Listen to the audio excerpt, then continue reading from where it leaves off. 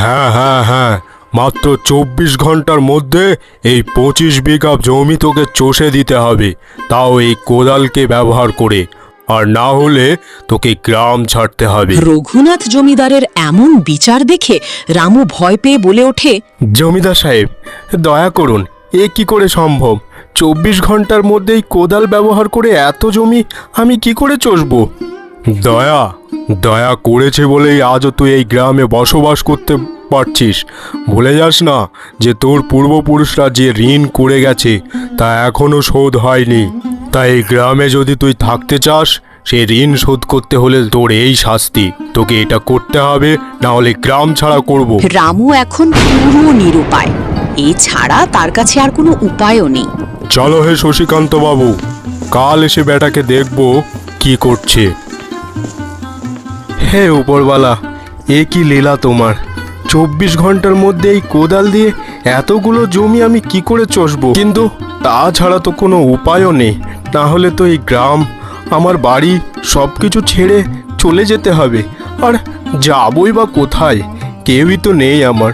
দেখি এই কোদাল দিয়ে চষতে তো শুরু করি, যা হবে হবে, যতটুক হবে। তাও তো জমিদার সাহেবের দুটি পা ধরে কেঁদে কিছু তো বলতে পারবো।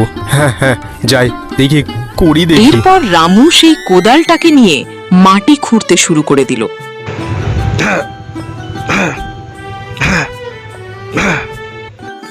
বেশ কিছুক্ষণ খোঁড়ার পর হঠাৎই তার কোদালের নিচে লোহার মতো শক্ত কিছু একটার আওয়াজ হয়ে ওঠে।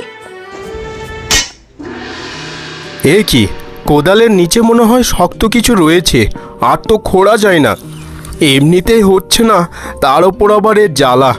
কি হলো রে বাবা, দেখি দেখি কি রয়েছে। রামু সেখান থেকে কিছুটা মাটি সরাতেই এমন কিছু দেখে যা তাকে হতভম্ব করে দেয়। ওরে বাবা, এ তো দেখি পুরানো যুগের সিন্ধুক। হ্যাঁ, তার মানে উপরওয়ালা আমার দিকে চেয়েছে গো, চেয়েছে। মনে হয় কিছু একটা রয়েছে, সোনা দানা, হিরে জহরত। এই সব কিছু থাকলে তো আমার ভাগ্যটাই পাল্টে যাবে। হ্যাঁ, এখানে খোলা যাবে না। এইটাকে নিয়ে বাড়ি যাই, বাড়ি গিয়ে খুলবো, নিশ্চয়ই ভালো কিছু পাবো। আর পেলে এই জমি চাষ করার কোনো দরকার নেই, সব ঋণ ওই জমিদার বেটাকে মিটিয়ে দেবো। যাই যাই যাই, বাড়ি যাই, না হলে আবার কেউ দেখে নিলে বিপদ হয়ে যাবে। এরপর রামু সিন্দুকটাকে নিয়ে বাড়ি চলে গেল।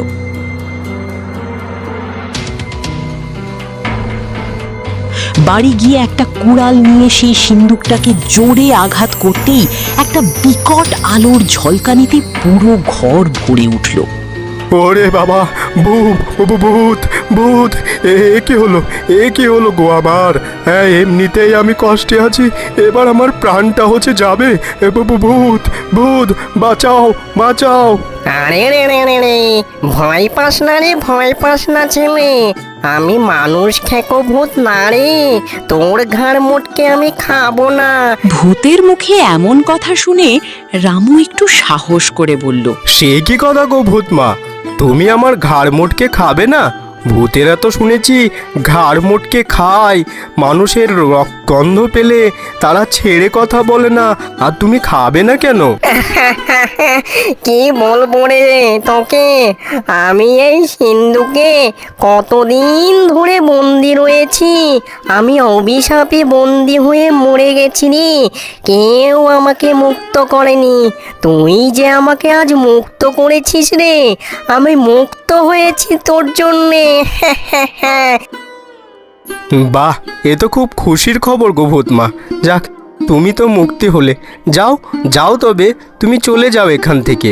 তুমি যেখানে গেলে শান্তি পাবে সেখানে চলে যাও। কিন্তু আমাকে যে এই ভিটে বাড়ি, এই গ্রাম ছাড়তে হবে গো ভূতমা। কেন রে, তোর মতো ভালো মানুষ এই গ্রাম, এই ভিটে বাড়ি ছাড়বি কেন?